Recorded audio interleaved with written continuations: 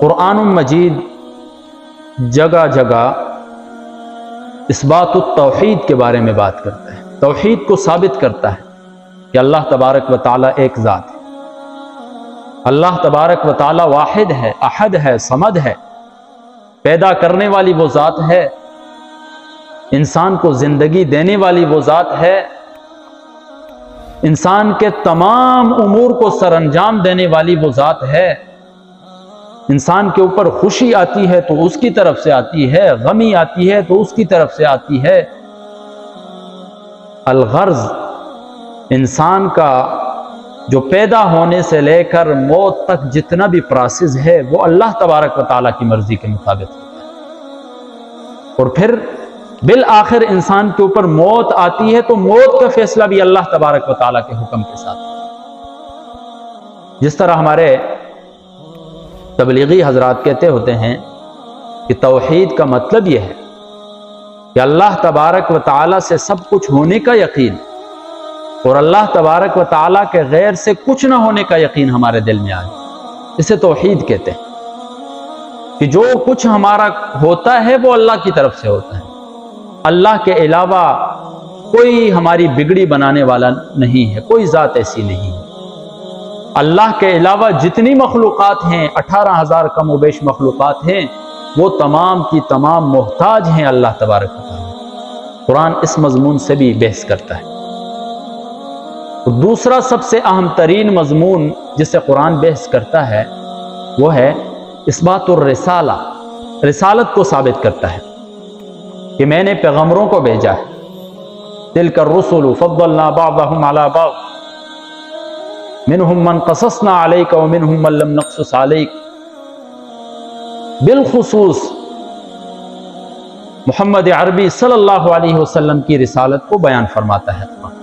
محمد الرسول اللہ والذین معه اشداء علی الکفار وما محمد الا رسول۔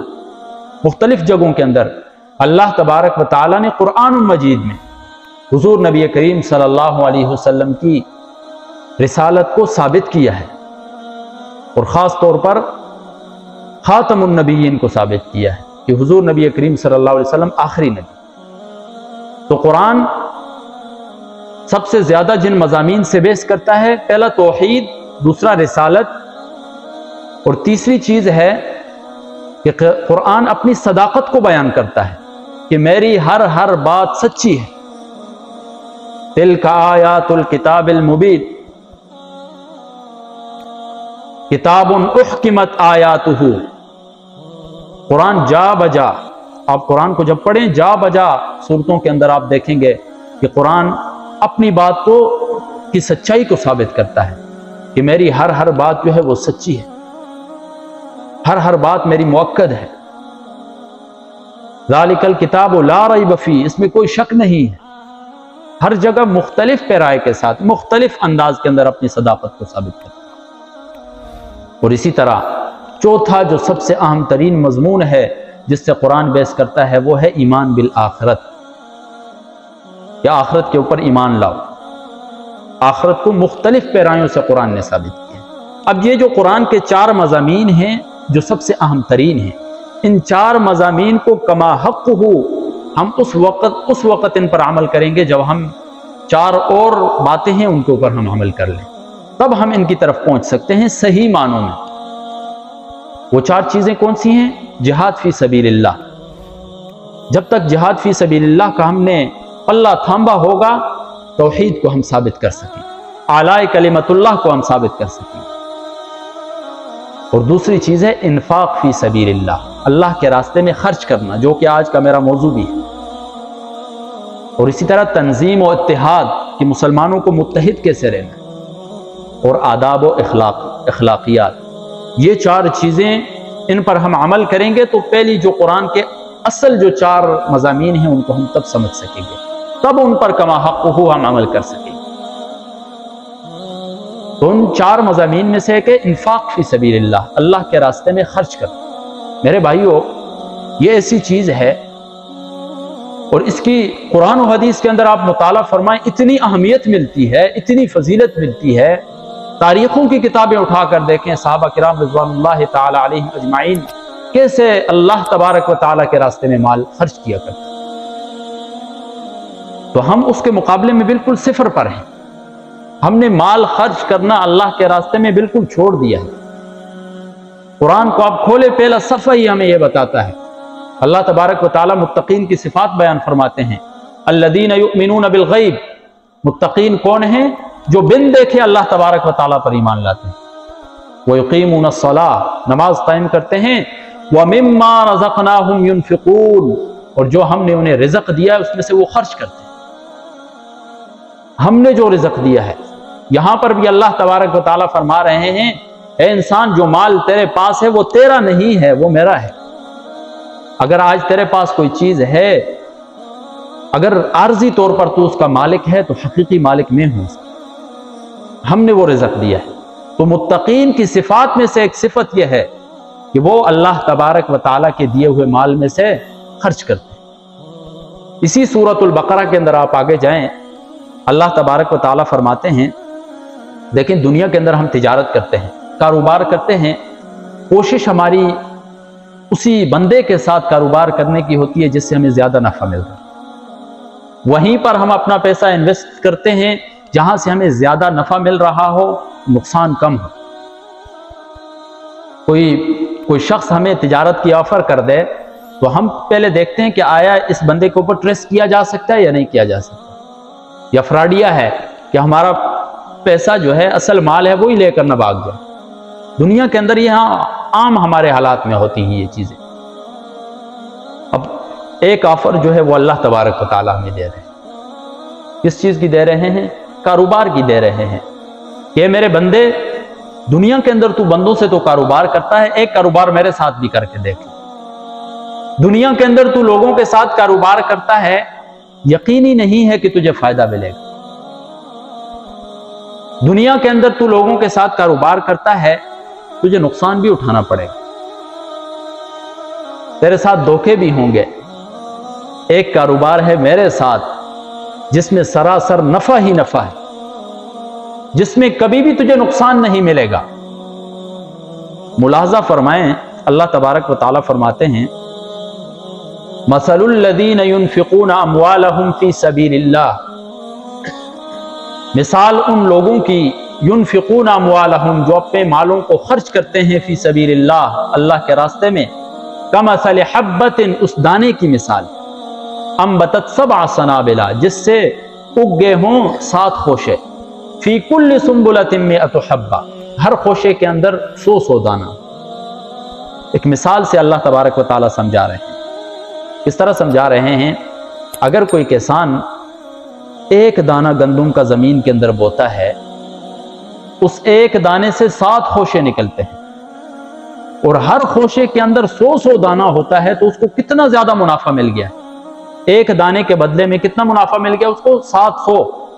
एक दाने के बदले में अल्लाह तबारक व ताला ने 700 दाने उसको मुनाफा दे दिए। कितना बड़ा मुनाफा है। तो अल्लाह तबारक व ताला हमें यह समझाना चाह रहे हैं कि जो शख्स मेरे रास्ते में 1 रुपया खर्च करता है, 1 रुपया जो मेरे रास्ते में खर्च करता है, मैं उसे कितने लुटाता हूं? 700 लुटाता हूं। 1000 खर्च करता है, 7000 में लुटाता हूं उसे। कितना बड़ा सौदा है अल्लाह तबारक व तआला के साथ। और यकीन भी है कि नफा ही नफा है, नुकसान कोई भी नहीं, कभी भी नुकसान नहीं होगा इसका। और फिर अल्लाह तबारक व तआला फरमाते हैं, इंसान होता है, लालची होता है, ज्यादा की तलब होती है उसके अंदर। तो अल्लाह तबारक व तआला फरमाते हैं, इंसान, अगर 1 के बदले में 7 पर तू राजी नहीं है, 1000 के बदले में 7000 पर राजी नहीं है, 1 लाख के बदले में 7 लाख पर तू राजी नहीं है, तू अपना इखलास दिखा, ज्यादा देना मेरा काम है। वल्लाहु युज़ाइफु लिमन यशा, जिसे चाहे अल्लाह तबारक व तआला इसका भी दुगना दे दे। 7 तो एक मिसाल है। और अगर कोई इस पर भी इक्तिफा नहीं करता है तो अल्लाह तबारक व तआला फरमाते हैं, वल्लाहु वासिउन अलीम, अल्लाह तबारक व तआला बड़ा वसी इल्म रखने वाला। एक और मकाम पर फरमाते हैं, इन्नल्लाह यर्ज़ुक़ु मन यशाउ बिग़ैरि हिसाब, अल्लाह तबारक व तआला रिज़्क़ देते हैं जिसे चाहे बगैर हिसाब, बगैर गिने। ایک حدیث میں آتا ہے اللہ تبارک و تعالیٰ فرماتے ہیں میں میرے بندے تیرا کام ہے مانگنا، میرا کام ہے دینا۔ مفسرین لکھتے ہیں کہ جو شخص اللہ تبارک و تعالیٰ سے مانگتا ہے اللہ تبارک و تعالیٰ اس شخص سے خوش ہوتا ہے، اور جو شخص نہیں مانگتا ہے اللہ تبارک و تعالیٰ اس سے ناراض ہوتے ہیں۔ اسی صورت کے اندر آگے اللہ تبارک و تعالیٰ فرماتے ہیں الذین ينفقون اموالهم باللیل والنہار سرا وعلانیہ، جو لوگ اللہ کے راستے میں مال خرچ کرتے ہیں ان کا انعام کیا ہے؟ فرماتے ہیں کہ جو دن کو رات کو اللہ تبارک و تعالیٰ کی راہ میں مال خرچ کرتے ہیں ان کے لیے کیا ہے؟ فلہم اجرہم عند ربہم، اللہ تبارک و تعالیٰ کے ہاں ان کے لیے اجر ہے۔ ولا خوف علیہم ولا هم یحزنون، ان کے اوپر کوئی خوف بھی نہیں ہوگا، کوئی غم بھی نہیں۔ آج ہم اپنے غم پریشانیوں کے اندر مبتلا ہوتے ہیں، غموں میں مبتلا ہوتے ہیں، مشکلات سے دوچار ہیں۔ اس کا حل کیا ہے؟ اس کا حل ہے اللہ تبارک و تعالیٰ کے راستے میں مال خرچ کرنا۔ اور اللہ تبارک و تعالیٰ کوانٹٹی اللہ تبارک و تعالیٰ کے ہاں مقصود نہیں ہے۔ اللہ تبارک و تعالیٰ یہ نہیں دیکھتا ہے کہ کون سا بندہ میرے راستے میں کتنا خرچ کر رہا ہے۔ اللہ تبارک و تعالیٰ دیکھتے ہیں کہ کون سا بندہ کتنے اخلاص سے میرے راستے میں خرچ کر رہا ہے۔ قل ان ربی، اے میرے پیغمبر کہہ دیجئے ان ربی یبسط الرزق لمن یشاء، کہ میرا رب کشادہ کر دیتا ہے رزق لمن یشاء من عبادہ، اپنے بندوں میں سے جس کے لیے چاہے، ویقدر لہ، اور جس کے لیے چاہے تنگ کر دیتا ہے۔ کسے مال دے کر مالدار بنا دیتا ہے تو اسے مالدار بنا کر رزق دیتا ہے، کسی شخص کو اس کا نوکر بنا کر اسے رزق دیتا ہے، کسے کروڑوں کی گاڑی دے کر رزق دیتا ہے اور کسی شخص کو اس کا ڈرائیور بنا کر رزق دیتا ہے، کسی کو دکاندار بنا کر رزق دیتا ہے، کسی کو اس کا ملازم بنا کر رزق دیتا ہے۔ اللہ تبارک و تعالی ہر بندے کو اپنے طریقے کے ساتھ رزق دیتا ہے، لیکن کسی شخص کو رزق سے محروم نہیں کرتا ہے، حتیٰ کہ کافر کو بھی رزق سے محروم نہیں کیا۔ اللہ تبارک و تعالی ہر بندے کو رزق دیتا ہے۔ وما انفقتم من شیء، اور جو تم خرچ کرتے ہو، من شیء، یہاں پر شیء چیز کے مطلب ہے، یہاں پر کوئی لاکھوں کروڑوں کا نہیں کہا ہے، تھوڑی سی بھی چیز جو اللہ کے راستے میں خرچ کرتا ہے فَهُوَ يُخْلِفُهُ، وہ اللہ تبارک و تعالی اس کا بدلہ عطا۔ انسان ہے، بسا اوقات انسان پیسہ دینا نہیں چاہتا ہے، مال دینا نہیں چاہتا ہے، تو اللہ تبارک و تعالی فرماتے ہیں انسان اگر تو مال دینا نہیں چاہتا ہے کم از کم یہ کر لے کہ تو مجھے قرض دے دے، میں لٹا دوں گا تجھے۔ اب اللہ تبارک و تعالیٰ کو تو قرض کی ضرورت نہیں ہے، اللہ تبارک و تعالیٰ تو بے نیاز ذات ہیں، اس کو کسی چیز کی بھی ضرورت نہیں ہے، لیکن وہ ہمارے فائدے کے لیے کہہ رہے ہیں کہ میرے بندے مجھے قرض دے دے۔ من ذا الذی یقرض اللہ قرضا حسنا فیضاعفہ لہ ولہ اجر کریم، جو اللہ تبارک و تعالیٰ کو قرض حسنہ دیتا ہے فیضاعفہ لہ ولہ اجر کریم، اللہ تبارک و تعالیٰ دگنا کر کے لوٹاتا ہے اور اس کے لیے آخرت میں بہترین اجر رکھا ہے میرے بھائی اللہ تبارک و تعالیٰ۔ اسی وجہ سے حضور نبی کریم صلی اللہ علیہ وسلم فرماتے ہیں، ترمذی شریف کی روایت ہے، لا حسد الا فی اثنتین، حسد نہیں کرنا چاہیے مگر دو لوگوں کے بارے میں۔ دو طرح کے لوگ ایسے ہیں کہ ان کے اوپر رشک کرنا چاہیے، ایک وہ جسے اللہ تبارک و تعالیٰ نے مال دیا ہو، وہ دن رات اللہ کے راستے میں مال خرچ کر رہا ہے، اس کے اوپر رشک کرنا چاہیے کہ کاش میں بھی ایسا بن جاؤں کہ اللہ تبارک و تعالیٰ مجھے مال عطا کرے، میں بھی اللہ کے راستے میں خرچ کروں اس مال۔ اور دوسرا وہ شخص جسے اللہ تبارک و تعالیٰ نے اپنے قرآن کی تعلیم دی ہو، قرآن کا علم دیا ہو، وہ دن رات اس کی ترویج کرتا ہے، دن رات اسے بیان کرتا ہے۔ اس پر بھی رشک کرنا چاہیے کہ یا اللہ مجھے بھی ایسا بنا دے کہ میں بھی تیرے دین کو پھیلاؤں۔ حضور نبی کریم صلی اللہ علیہ وسلم فرما رہے ہیں کہ رشک کرنا چاہیے، حسد جائز نہیں ہے شریعت میں، لیکن ان دو طرح کے جو اشخاص ہیں ان کے بارے میں آپ کر سکتے ہیں۔ اسی طرح آج ہم پریشانیوں کے اندر مبتلا ہیں، کوئی بندہ ہے کاروبار کے اندر کاروبار کر رہا ہے، دن بدن رو رہا ہے، کہتا بھائی کاروبار میں برکت نہیں ہو رہی ہے، دن بدن کاروبار جو ہے وہ ٹھپ ہو رہا ہے، ہونا تو یہ چاہیے تھا کہ اوپر جاتا۔ تو اس کا راز جو اللہ تبارک و تعالیٰ نے بتایا ہے وہ یہی ہے کہ ہم اللہ تبارک و تعالیٰ کے راستے میں مال خرچ کریں، جتنا بھی مال خرچ کریں، جتنی آمدنی آ رہی ہو اس میں سے ہم اللہ کے راستے کے لیے کچھ حصہ جو ہے وہ وقف کر دیں، پھر دیکھیں اللہ تبارک و تعالیٰ مال کے اندر کتنی برکت عطا فرمائے۔ ایک حدیث کے اندر آتا ہے، مسلم شریف کی روایت ہے، ایک شخص جنگل کے اندر جا رہا تھا، اتنے میں دیکھا کہ اس کے اوپر ایک بادل نظر آیا، اور بادل سے آواز آ رہی ہے کہ اس کے حدیقت فلان ہے، کہ فلاں شخص کے باغات کو سیراب کر دو۔ اس بادل سے آواز آ رہی ہے۔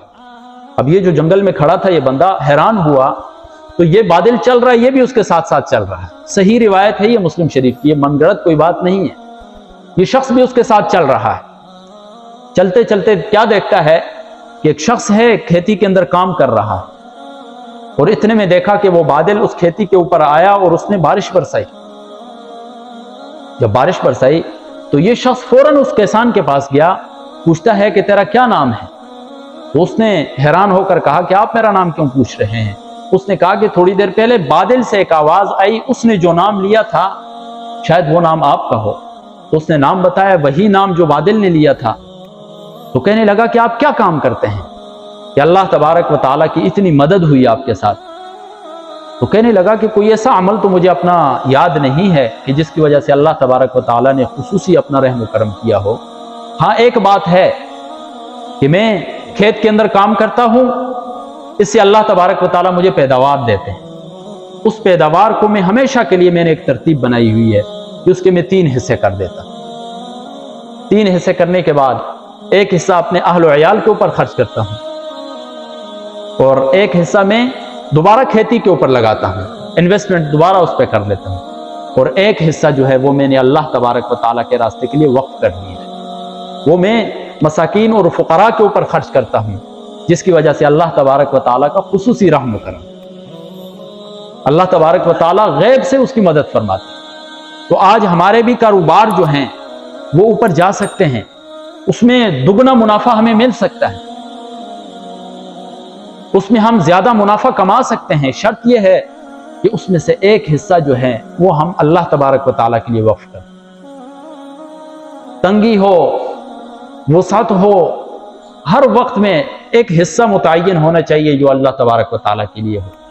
اور اگر آپ 1-2 مہینے یہ کر کے دیکھیں، پھر آپ دیکھیں گے کہ آپ کے کاروبار میں کتنی برکت آ رہی ہے۔ آزما کر دیکھ لیں آپ اس چیز کو۔ صحابہ کرام رضوان اللہ تعالی علیہم اجمعین زندہ مثالیں چیز کی، اپنے دور کے اندر وہ اللہ تبارک و تعالیٰ کے راستے میں خرچ کیا کرتے تھے۔ ایک حدیث میں آتا ہے، نبی کریم صلی اللہ علیہ وسلم نے فرمایا کہ اللہ تبارک و تعالیٰ فرماتے ہیں، حدیث قدسی ہے، انفق علی، اے انسان تو خرچ کر، تجھ پر خرچ کیا جائے گا، تو خرچ نہیں کرے گا تو تیرے اوپر بھی خرچ نہیں کیا جائے گا۔ اسی طرح بخاری شریف کی روایت ہے، حضرت ابو ہریرہ رضی اللہ تعالیٰ عنہ فرماتے ہیں کہ ہر صبح، یہ صرف شعبان رمضان کسی خاص مہینے کی بات نہیں ہو رہی، ہر دن ہر صبح جب انسان اٹھتا ہے تو آسمان سے 2 فرشتے آتے ہیں، ایک فرشتہ دعا دیتا ہے، دوسرا فرشتہ بد دعا دیتا ہے۔ کیا فرماتا ہے پہلا فرشتہ؟ کہتا ہے کہ یا اللہ جو تیرے راستے میں مال خرچ کرتا ہے تو اسے اس کا بہترین بدلہ عطا کر۔ اللہم اعط منفقا، یا اللہ تو دے دے منفقا خرچ کرنے والے کو، خلفا اس کا بدلہ۔ اور دوسرا فرشتہ بدعا کرتا ہے، اللہم اعط ممسکا تلفا، یا اللہ جو تیرے راستے میں مال خرچ نہیں کرتا اس کے مال کو ہلاک و برباد کر دے۔ کتنی بڑی بددعا ہے، کتنی بڑی وعید ہے میرے بھائیو۔ نفلی کاموں کے اوپر ایسی وعیدیں نہیں ہوتی ہیں، لیکن یہ واحد وہ نفلی عمل ہے جس کے اوپر اللہ تبارک و تعالیٰ کی طرف سے وعیدیں اتری ہیں۔ والذین یکنزون الذہب والفضة ولا ينفقونها فی سبیل اللہ، جو لوگ سونا اور چاندی کو جمع کر کے رکھتے ہیں، خزانہ بنا کے رکھ لیا ہے، ولا ينفقونها فی سبیل اللہ، اسے اللہ کے راستے میں خرچ نہیں کرتے ہیں، فبشرہم بعذاب علیم، دردناک عذاب کی خوشخبری دے دو۔ کہ اللہ تبارک و تعالیٰ نے جو مال دیا ہے اس مال کو وہ خرچ نہیں کر رہا ہے اس کے راستے۔ کتنی بڑی وعید ہے میرے۔ سورۃ الحدید کے اندر مفسرین نے لکھا ہے کہ اس سورت کے اندر اللہ تبارک و تعالیٰ مال خرچ کرنے کی ترغیب دیتے ہیں، تو چند وجوہات کی بنا پر دیتے ہیں۔ ان میں سے پہلی وجہ کیا ہے کہ اللہ تبارک و تعالیٰ فرماتے ہیں اے انسان جو تیرے پاس مال ہے یہ تیرا نہیں ہے، یہ مال میرا ہے۔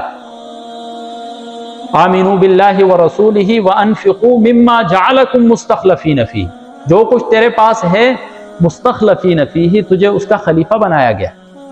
پہلے کسی اور کے پاس تھا، اس کا ٹائم پورا ہوا دنیا کے اندر، وہ چلا گیا، تیرے پاس آ گیا وہ مال۔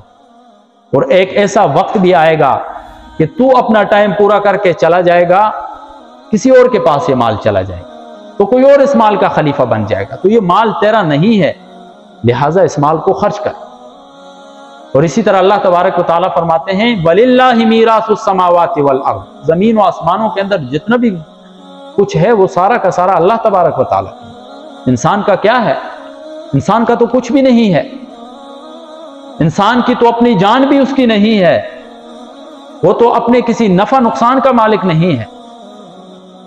جب یہ تمام چیزیں اللہ تبارک و تعالیٰ کی طرف سے ہیں، جب مال اللہ تبارک و تعالیٰ نے ہمیں دیا ہے، تو پھر ہم نے خرچ بھی اس کی مرضی کے مطابق کرنا ہے۔ اور جب ہم اس کی مرضی کے مطابق خرچ کریں گے تو اللہ تبارک و تعالیٰ دنیا و آخرت دونوں میں ہمیں نفع بھی دیں گے اور کامیابی بھی دیں گے۔ تو میرے بھائیوں، دوستوں، بزرگوں، ضرورت اس امر کی ہے کہ ہمارے پاس تھوڑا مال ہو، زیادہ ہو، کسی بھی صورت میں ہو، اپنی توفیق کے مطابق خرچ کریں۔ ضروری نہیں ہے کہ زیادہ مال خرچ کریں۔ ایک سریے کے لیے حضور نبی کریم صلی اللہ علیہ وسلم نے اعلان کیا کہ صحابہ کرام اپنی توفیق کے مطابق مال لائیں، تو صحابہ کرام رضوان اللہ تعالی علیہم اجمعین مال لاتے گئے، یہاں تک کہ حضرت عثمان غنی رضی اللہ تعالیٰ عنہ کے بارے میں آتا ہے کہ اعلان فرمایا، حضرت عثمان کھڑے ہو گئے 100 اونٹ دیے، پھر کھڑے ہو گئے 100 اونٹ دیے، یہاں تک کہ 700 اونٹ اللہ تبارک و تعالیٰ کے راستے میں۔ ایک صحابی آئے، ایک چلو برابر کھجور اٹھائے اور شرما رہے تھے کہ میرے پاس تو بہت کم مال ہے، حضور نبی کریم صلی اللہ علیہ وسلم پتہ نہیں قبول کریں گے یا نہیں۔ تو حضور نبی کریم صلی اللہ علیہ وسلم نے جب اس صحابی کو دیکھا تو آگے بڑھے، اس سے وہ کھجور لیے اور کھجور کے ڈھیر کے اوپر ڈال دیے اور فرمایا کہ یہ میں نے ان کے اوپر تب ڈالے تاکہ اس کے اندر بھی اس کی وجہ سے اللہ تبارک و تعالیٰ برکت ڈالے، کیونکہ اس صحابی کا اخلاص تھا۔ تو میرے بھائیو، ضروری نہیں ہے کہ ہم زیادہ مال خرچ کریں۔ شعبان المعظم کا مہینہ جاری و ساری ہے، اگر رمضان المبارک کا مہینہ آ رہا ہے، زیادہ سے زیادہ ہمیں مال خرچ کرنا چاہیے اللہ تبارک و تعالیٰ کے راستے، اور کوشش کریں کہ جو بقایا جات ہوں، زکوٰۃ کی صورت میں ہوں یا کسی اور صورت میں ہوں، انہیں مکمل کرنے کی کوشش کریں تاکہ رمضان المبارک کا مہینہ ایک سکون کے ساتھ آپ گزار سکیں، اللہ تبارک و تعالیٰ کی یاد کے اندر گزار سکیں۔ اللہ تبارک و تعالیٰ سے دعا ہے کہ اللہ تبارک و تعالیٰ عمل کی توفیق عطا فرمائے۔